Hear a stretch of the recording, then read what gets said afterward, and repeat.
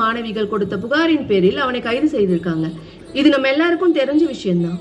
இத பத்தி பேரண்ட்ஸ் கிட்ட குழந்தைங்க சொன்னப்போ பப்ளிக் எக்ஸாம் எழுதுறதுல ஏதாவது பிரச்சனை வந்துருமோன்னு பயந்துன்னு தயங்கி இருக்காங்க. அதுக்கு அந்த செல்லங்க என்ன சொல்லியிருக்காங்க தெரியுமா? பரவாயில்லம்மா, இது இப்படியே விட்டுட்டா அடுத்தடுத்து வர ஜூனியர்ஸ் கிட்டயும் இதே மாதிரிதான் நடந்துக்குவாங்க, அவங்களும் பாவம் தானே, சின்ன பிள்ளைங்க தானேமான்னு சொல்லியிருக்காங்க. சூப்பர்டா செல்லும். இந்த எக்ஸாம்ஸ் மார்க்ஸ் இதெல்லாம் பெருசா எதையும் தரப்போறது இல்ல. எல்லாரும் தான் படிக்கிறாங்க, மார்க் வாங்குறாங்க. ஆனா அநியாயத்தை எதிர்த்து நிக்கிற துணிச்சலும் அடுத்தவங்க கஷ்டத்தை நினைச்சு பாக்குற நல்ல மனசும் எந்த ஸ்கூலும் எந்த சிலபஸும் சொல்லித்தராத பொக்கிஷன்டா. இந்த எக்ஸாம் இல்லைன்னா அடுத்த எக்ஸாம் எழுதிக்கலாம். ஆனா இந்த ஆட்டிடியூட மட்டும் யாருக்காகவும் விட்டு கொடுத்துறாதீங்க. துணிஞ்சு நில்லுங்க. இந்த கேஸ்ல ஜெயிப்பமா தோப்பமான்னு தெரியாது.